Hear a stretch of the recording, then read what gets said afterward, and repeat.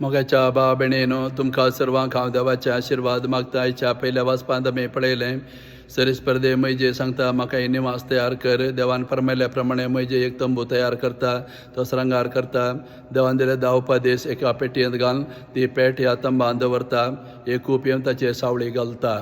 तर ही जावं पावली एक संकेत देवाच्या हजरपणाची इस्रायल लोकां मदें. आनी ह्या निशाणे मुखांत सरीस्पर्धे इस्रायल प्रजे सांगून आसा, तुमी प्रयाण करतना हांव तुमच्या सांगाता आसा. अशें ह्या तंबा तांच्या सांगाता घेवन ते संतोशान बसयल्या गांवां प्रयाण करतात. तर हो तंबूजान आसा एक प्रतिरूप पौसभेचें. आमी ह्या पौसभेंत जिवन आसा. आमी ह्या पौसभेंत जिवन आसतना ती आमच्या सांगाता आसा आमकां राखूंक सांबाळूंक मुळो बरवसो हें वाचप आमकां दिवन आसा. तशें पौसभेंत जेजू सदां हजर आसा, तबेनाकलांत तो हजर आसा. आमी ह्या संवसारांत प्रयाणीक जावन आसा.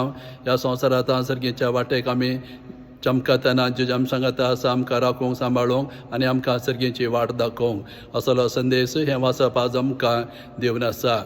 तशें आयच्या वांजेलांत जेजू आमकां सांगून आसा, सर्गेचें राज म्हळ्यार दर्यांत उडयल्या जाळा बरी तातूंत सरतराचे मासले सांपडता आनी जाळ तडी व्हडल्या वेळार बरी मासली बुट्यांनी भरतात आनी नाकारे मासली उडयतात. अशेंच घडतलें अंत काळार देवदूत येतले आनी खोट्या लोकांक बरें तावन विंगड करून तांकां भायर उडयतले.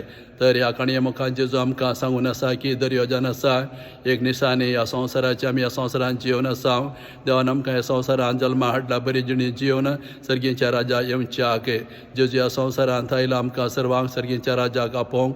त्या देखून ह्या संवसारांत आमी जियेतना बरी जिणी जियेल्यार आमकां सर्गेचें राजांत जेजू आमकां व्हरून पावयता.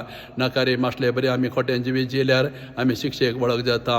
अशें अंत काळार बऱ्यांक इनाम आनी खोट्यांक शिक्षा मेळटली म्हणलो संदेश आज जेजू ह्या काणये द्वारे आमकां दिवन आसा.